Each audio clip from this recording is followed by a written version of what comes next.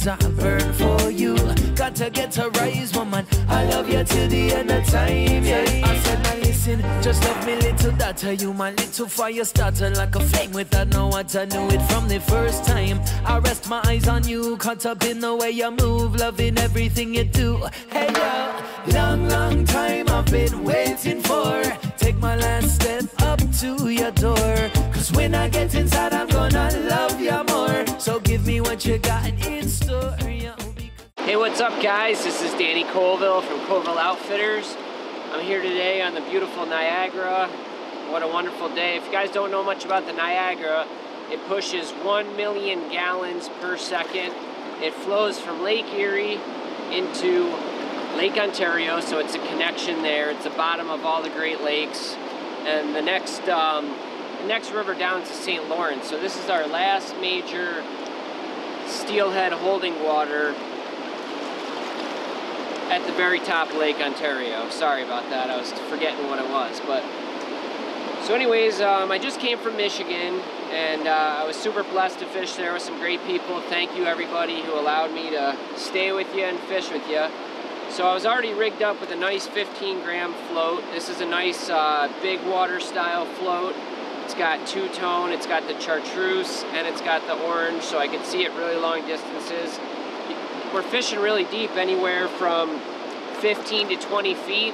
And a lot of people, they like fishing slip floats in this water. However, I don't feel like you can get the same arc as if you can get with a fixed float where your bobber angles up towards stream and kicks the bait way out in front, giving you the presentation first.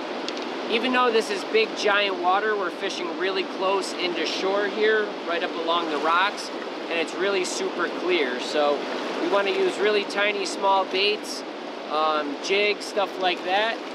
I'm going to show you guys one of the baits that I really like to use in the Niagara. It's a jig, and what you're going to find here at the Niagara is you get a lot of smelt that run up from Lake Ontario, and you also get a lot of smelt, emerald shiners, and other bait fish that are falling over the falls and dying. So what you have is a natural chum slick all day of different white baits. So my favorite all-time jig is I call this one a Colville crystal minnow, but in reality it's just a marabou jig. It's got a smushed head. We smush the head on the vise, put some eyes on it. It's got a little bit of red on the throat, some pearl, cactus chenille, and marabou with some pearl flash in it. That's our classic. This is about 2.5 inches long. I like them. I like to palmer the marabou to give it a lot of good movement and also some good pulsating action. Another lure I was just trying is an articulated jig. This is kind of similar to like the Game Changers and stuff like that. So this one has 2 hooks on it, and we're allowed to fish the 2 hooks in the Niagara, but if you go to a lot of other spots, you're only allowed to fish 1 hook. So you could do the same kind of jig as this, but instead of running 2 hooks, you could just use a Waddington shank, or you could use heavy-duty fluorocarbon to keep it stiff on the back. But pretty much anything that's white and pearl, a little bit of red in there is going to work really good. One of the little tips I like to do is when you're done fishing eggs, instead of ripping it off and throwing it in the river, I always like to save the egg sacs, and then when I'm ready to cast out there, I'll squeeze the older egg sac onto the jig to give it some scent. So this is an egg sac that I used earlier, and I've been saving this to show you guys. Not a lot to it. Basically all I'm going to do is I'm going to take my older egg sac, just squeeze it against that cactus chenille and the marabou, crush the eggs, give it some nice scent. And then what I'll do is, if I don't have egg sacs, I like using smelly jelly. And then once I catch a fish, one of my little secrets is I like to take the jig and rub it on the side of the fish to give it some scent. It's really awesome.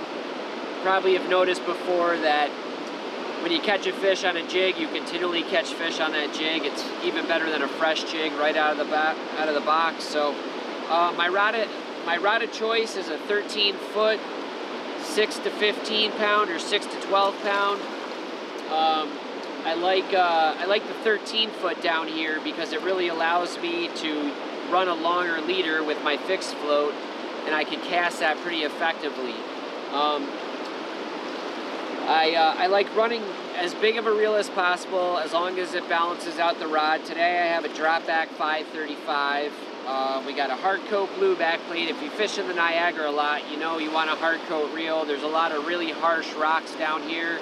You're slipping all over, you're bumping your reel around, so hard coat is pretty important for down here if you want to keep your reel looking good. If you don't care, like most guys, it's a tool, so if you get some scratches on it, it's just battle wounds, that's all right anyways. So we've already got one fish in the bank. We're lucky enough. It's been a little bit of a slow day. It's beautiful, but it's 55 degrees in December. We couldn't have a better day than this. It's overcast. Fish just aren't very snappy today, so we're gonna bounce around, see if we can't get one to go here.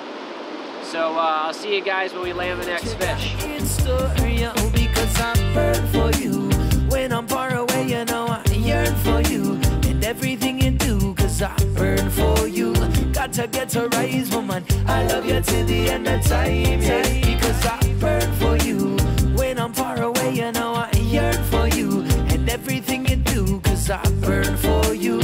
Got to get to rise, woman. I love you till the end of time, yeah. You are the object of my affection. That's why I give you all my attention. I wanna move in your direction. Song so sweet, you're my favorite. What's up guys, Danny back with you here. We're having a little bit of Niagaravation today.